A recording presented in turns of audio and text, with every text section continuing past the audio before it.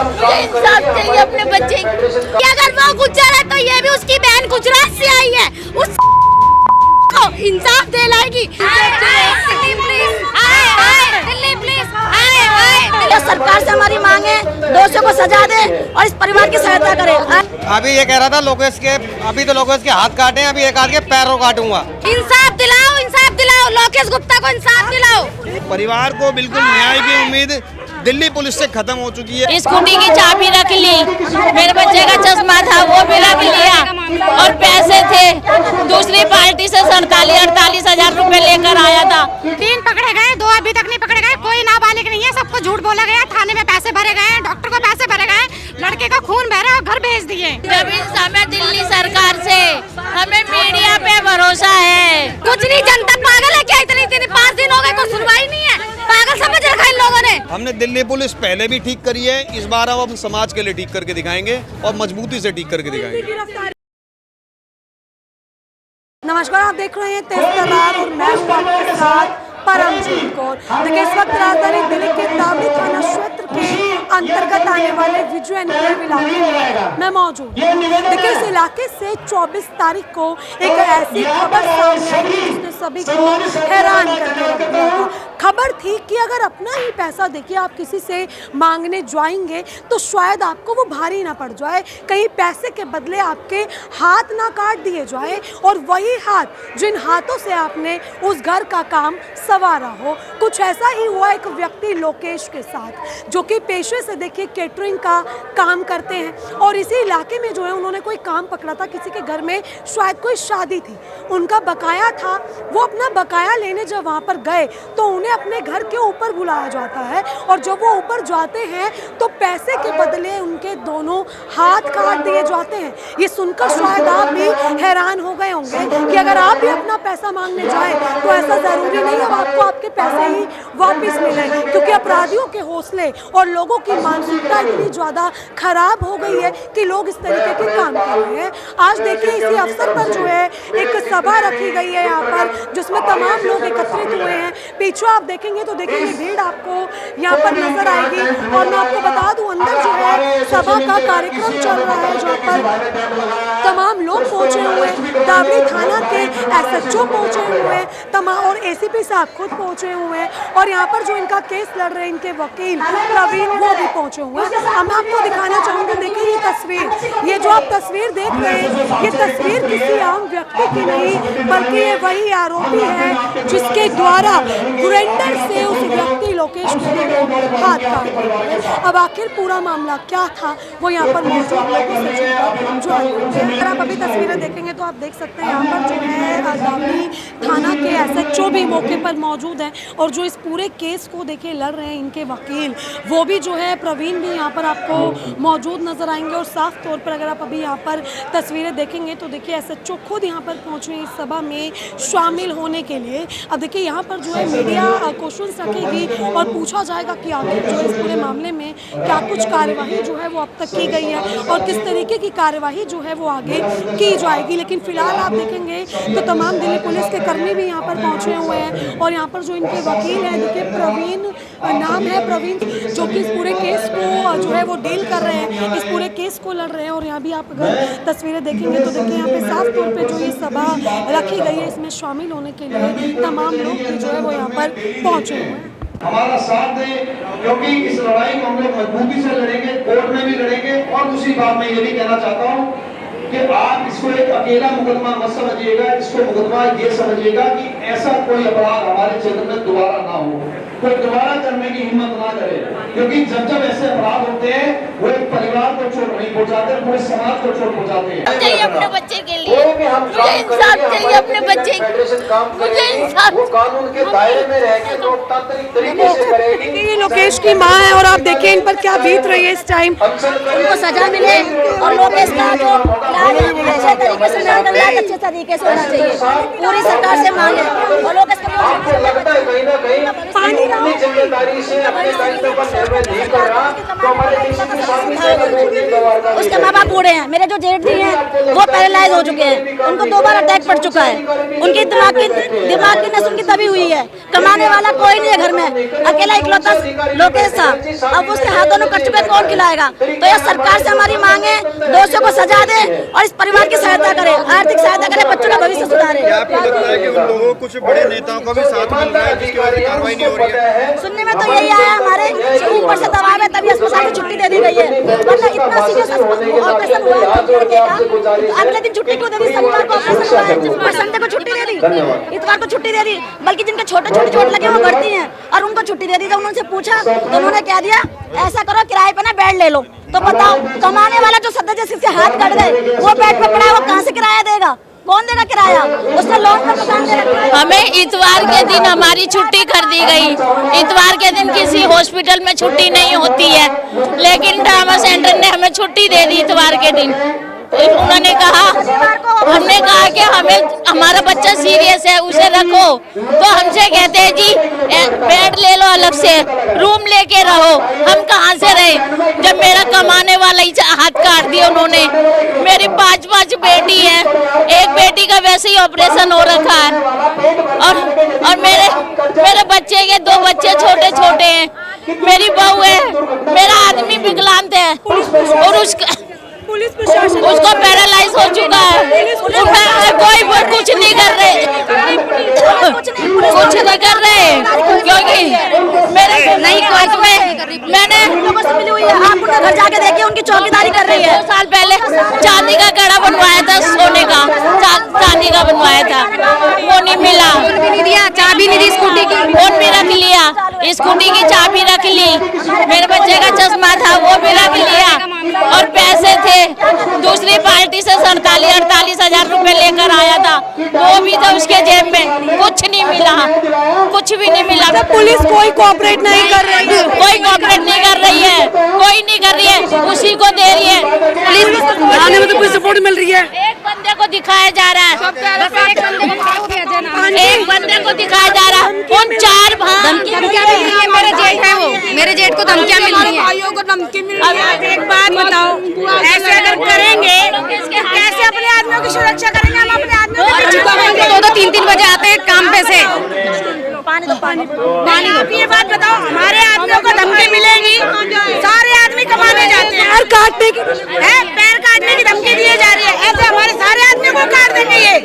तो देखिए, जो लोकेश का परिवार है बता रहे कि लगातार उनको अभी भी धमकियां मिल रही हैं, मतलब लोकेश के पूरे हाथ काट दिए, बावजूद उसके जो कल्प्रिट हैं उनके हौसले इतने बुलंद हैं कि परिवार को अभी धमकी दे रहे हैं। सर क्या नाम है आपका? मैं नाम सुधीर गुप्ता। क्या धमकी आई है? अभी ये कह रहा था लोकेश के, अभी तो लोकेश के हाथ काटे हैं, अभी एक आध के पैरों काटूंगा। अच्छा, अभी पैर काटने की धमकी? हाँ। लोकेश के ही? हाँ। नहीं, लोकेश सबके काम करते हैं ये, उनके थ्रू कह रहे हैं अगर तूने उनका कैंटीन खोला तो इनके पैर काटे जाएंगे। जिन्होंने हाथ काटे, क्या नाम हाँ। है, कुछ पता है आपको? कहेंगे परवीन। प्रवीण नाम है। हाँ। ये आरोपियों में से ही है? हाँ, उन्हीं के खानदान का है, उन्हीं के खानदान का है। हाँ। अच्छा, और कुछ बोला?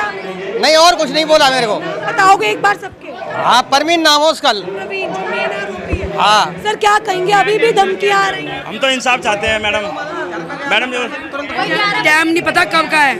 रात के 11:30 बजे। कहिए हमें ये नहीं चाहिए, ऐसा साहब तो बात तो क्या कर रहे थे सर, ये तो साथ चाहिए। कहिए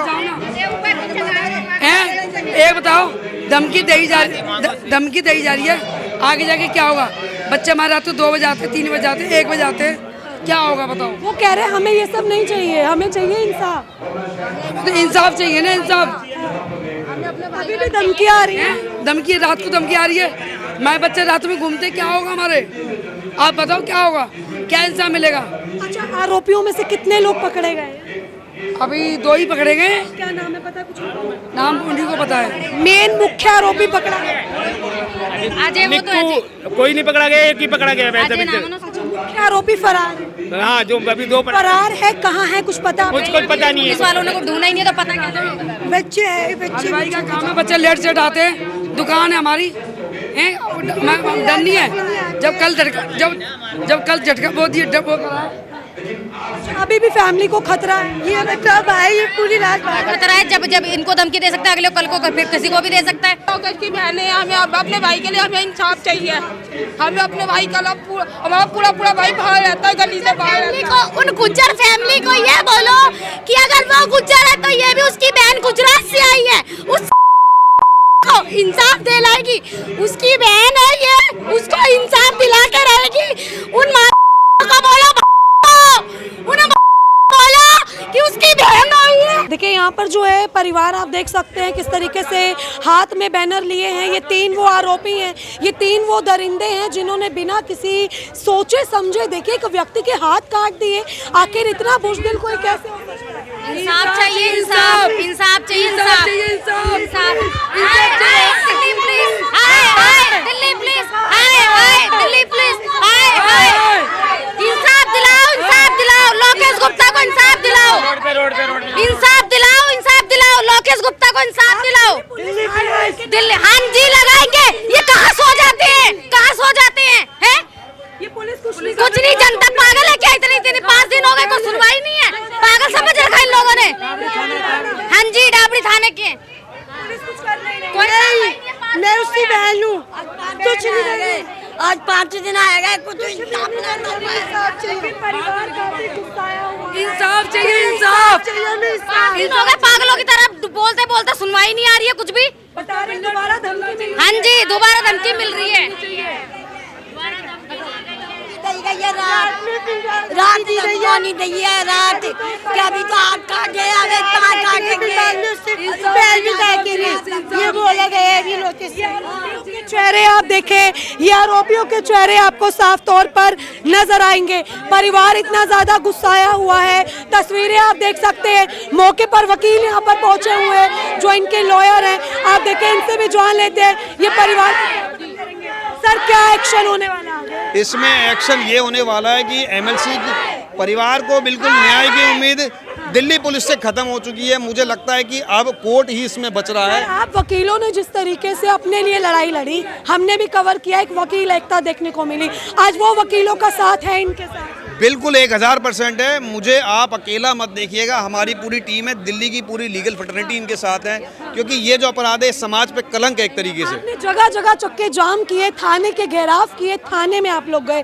अब ये दिल्ली पुलिस से बेहद नाराज है, इनके लिए आप आगे क्या करने वाले? हमने दिल्ली पुलिस पहले भी ठीक करी है, इस बार अब हम समाज के लिए ठीक करके दिखाएंगे और मजबूती से ठीक करके दिखाएंगे। गिरफ्तारी हुई है सर? इसमें 3 गिरफ्तारियां हुई हैं। 3 दिख रहे हैं यहाँ पर। हाँ, इसमें से 2 नाबालिग हैं और एक इसके अंदर मेन एक्यूज जो दिल्ली पुलिस ऐसा बता रही है, दिल्ली पुलिस ऐसा बता रही है कि वो नाबालिग है, लेकिन मैं वकील होने के नाते डॉक्यूमेंट उसके मंगा रहा हूँ। जुडिशियल फाइल में हम लोग डॉक्यूमेंट मंगाएंगे, डॉक्यूमेंट के बेसिस पे असर्टेन, बिल्कुल आप देख लीजिए, डॉक्यूमेंट के बेसिस पे असर्टेन होगा कि दिल्ली पुलिस उनको बचाने का जो काम कर रही है। मैं तो नाबालिग, बिल्कुल इनके अपराध भी जो है वो नाबालिग वाले नहीं है, अगर इनको नाबालिग दिल्ली पुलिस मान रही।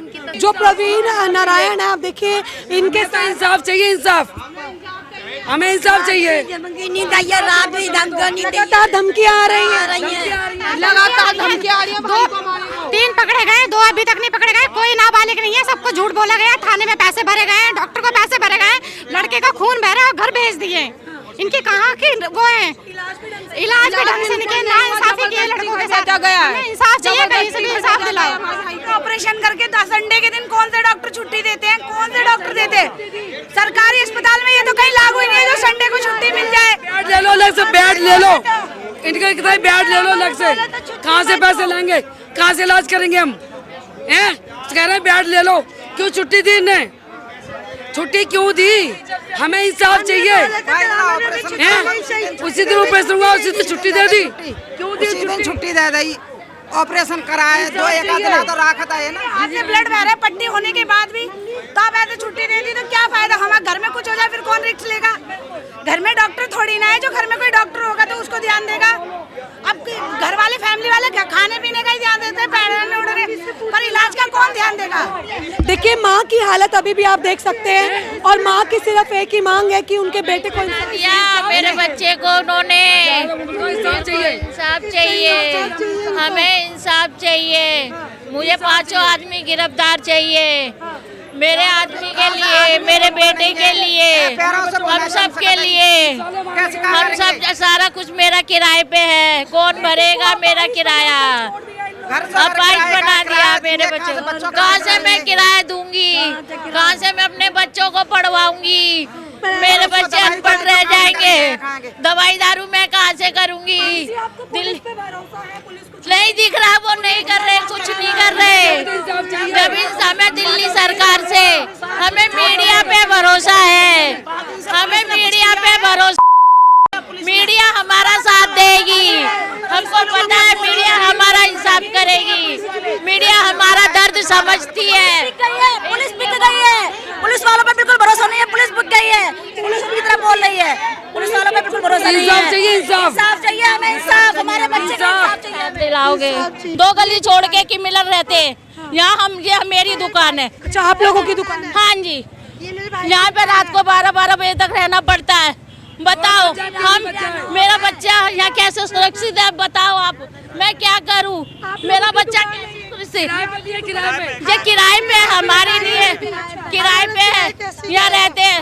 अब बताओ, हमें इंसाफ चाहिए। मेरा बच्चा रात पूरी रात हो जाती है, तो क्या करे? कल लड़का देर से गया तो उसको धमकी दे दी इन्होंने, इधर से निकल के जा रहा था, उसको धमकी दी, कहेगा काम छोड़ दे कैटरिंग का, नहीं तो आएगा अभी तो हाथ काटे उसके और फिर पैर काटूंगे, फिर पैर काटेंगे इसके। कल दी गई है रात को धमकी। इंसाफ चाहिए, रात को धमकी। मेरे बच्चे को इंसाफ दिलाओ, इंसाफ चाहिए, हमें इंसाफ चाहिए। सभी मीडिया हमें इंसाफ दिलाओ। यहाँ पर देखिए सब कुछ चल रहा है, लेकिन परिवार सिर्फ यही चाहता है कि उन्हें इंसाफ चाहिए। देखिए ये उनकी बहनें थी और उनके आपने हालात देखे कि बहनों पर क्या कुछ बीत रही थी। मौके पर एसएचओ यहाँ पर मौजूद है, लेकिन बावजूद उसके देखिए ये जो परिवार है इनको कोई संतुष्टि नहीं है, क्योंकि परिवार का कहना है कि परिवार को अभी भी इंसाफ नहीं मिल पा रहा है। देखिए यहाँ पर तमाम लोगों की भीड़ भी मौजूद है, लेकिन लोगों को और जो लोकेश के परिजन है उन्हें इस चीज से कोई भी संतुष्टि नहीं है और ये लोग जो है वो इंसाफ की मांग कर रहे हैं। फिलहाल देखिए यहाँ पर काफी भीड़ आपको नजर आएगी, ये सभी जो है लोकेश को इंसाफ दिलवाने के लिए यहाँ पर पहुंचे हुए हैं। और आप देखिए ये जितने भी आरोपी हैं सबके चेहरों पर आपको ये क्रॉस के निशान नजर आएंगे। इनके चेहरे पर ये क्रॉस के निशान जो है देखिए इस बात को साबित करते हैं कि ये वो आरोपी है जिन्होंने लोकेश के हाथ काटे और उसके बाद परिवार को लगातार धमकी पे धमकी दिए जा रहे हैं। अभी भी यहाँ पर काफी लोगों की भीड़ है जो कि लोकेश को इंसाफ दिलवाने के लिए यहाँ पर पहुंचे हुए हैं। अब देखिए सभी जो है अंदर से आ रहे हैं, लेकिन सबकी मांग सिर्फ इतनी है कि इन लोगों को इंसाफ चाहिए। फिलहाल देखिए आपने जो ये पूरी खबर देखी, इस खबर को लेकर आपकी अपनी जो भी राय है कमेंट सेक्शन में जरूर साझा करें और ऐसे तमाम खबरें जानने के लिए देखते रहे हमारा चैनल तेज तरार। अभी के सिर्फ इतना ही। दिल्ली से कैमरामैन आशुतोष के साथ मैं परमजीत कौर। अगर आपको हमारी ये वीडियो पसंद आई हो तो इसे लाइक एंड शेयर करना बिल्कुल भी ना भूलें। इसके साथ ही हमारे चैनल तेज तरार को जरूर सब्सक्राइब करें और हाँ, बेल आइकन को दबाना बिल्कुल भी मत भूलिएगा, जिससे दिल्ली से जुड़ी तमाम खबरों की नोटिफिकेशन सबसे पहले आप तक पहुंचे।